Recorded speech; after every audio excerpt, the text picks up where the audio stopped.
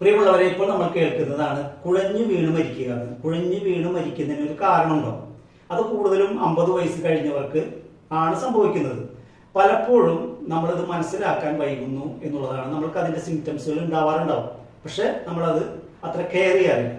നമ്മളൊക്കെ ചിന്തിക്കുന്നത്, നമ്മൾ സാധാരണ ഭാഷയിൽ പറഞ്ഞാൽ നമ്മൾ ചിന്തിക്കുന്നത്, നമ്മൾ ജനിക്കുന്നു, നമ്മൾ ഒരിക്കലും മരിക്കും, നമ്മൾ ജനിച്ചപ്പോൾ തന്നെ മരണത്തിന്റെ ഡേറ്റ് കുറിക്കപ്പെട്ടിട്ടുണ്ട്, അപ്പോൾ നമ്മൾക്ക് ഇങ്ങനെയൊക്കെ ജീവിക്കാം, മരിക്കുമ്പോൾ മരിക്കട്ടെ എന്ന് ചിന്തിക്കുന്ന ധാരാളം പേര് ഉണ്ട്. പക്ഷെ നമ്മൾക്ക് ബുദ്ധിയും നമ്മൾക്ക് എല്ലാം തന്നതിനാ നമ്മുടെ ശരീരം കൂടി അനുസരിച്ച് നോക്കാൻ വേണ്ടി തന്നെയാണ്.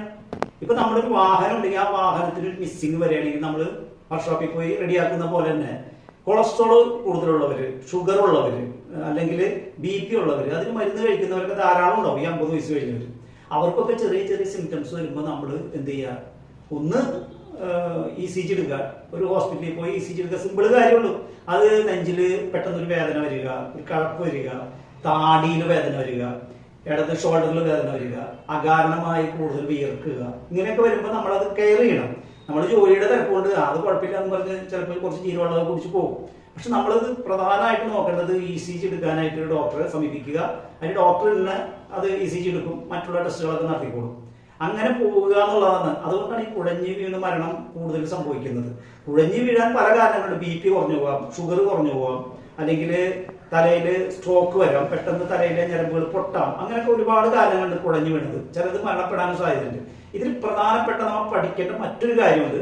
നമ്മുടെ ശരീരത്തിൽ നല്ല രക്തവും ചീത്ത രക്തവും ഉണ്ടെന്ന് എല്ലാവർക്കും അറിയാം. നമ്മുടെ ഈ ചീത്ത രക്തം എവിടെയാണ് കൂടുതലുള്ളത്? നമ്മുടെ കാലുകളിലെ വെയിൻസിലാണ്. അതിങ്ങനെ മുകളിലേട്ട് ഇങ്ങനെ കയറി വരികയും നമ്മുടെ ഓക്സിജൻ കിട്ടുന്നത് എവിടെ വെച്ചാണ്? നമ്മുടെ ഈ മോശം രക്തത്തിന് ലങ്സിൽ എത്തിക്കഴിയുമ്പോൾ അതിന്റെ ഓക്സിജൻ മാറുകയും അത് ശുദ്ധീകരിക്കപ്പെട്ട് വീണ്ടും ഹൃദയത്തിലേക്ക് പോവുകയാണ് ചെയ്യുന്നത്. ഇത് ചില സമയങ്ങളിൽ എന്ത് സംഭവിക്കും? നമ്മുടെ രക്തം, ഈ മോശം രക്തം എന്ന് പറയുന്ന ചീത്ത രക്തം മുകളിലേക്ക് പോകുമ്പോൾ തന്നെ ഈ രക്തത്തിൽ കട്ട പിടിച്ച രക്തക്കട്ടകളുണ്ടാവും. ഇത് മുകളിലെത്തി ശ്വാസകോശത്തിൽ ഇത് പെട്ടെന്ന് സ്റ്റക്കാവും. അപ്പോഴും കുഴഞ്ഞു വീണ് മരിക്കാനുള്ള സാധ്യതയുണ്ട്.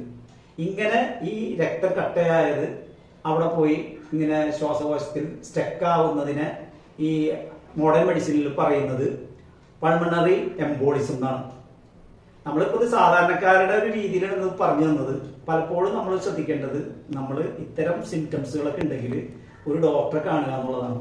ഒരു മോഡേൺ മെഡിസിൻ ഡോക്ടറെ തന്നെ കാണുക. അങ്ങനെ മുന്നോട്ട് പോവുക. ഇത് കെയർ ചെയ്യാണ്ടിരിക്കുമ്പോഴാണ് പലപ്പോഴും ഈ കുഴഞ്ഞു വീണ് മരണങ്ങളൊക്കെ സംഭവിക്കുന്നത്. Thank you.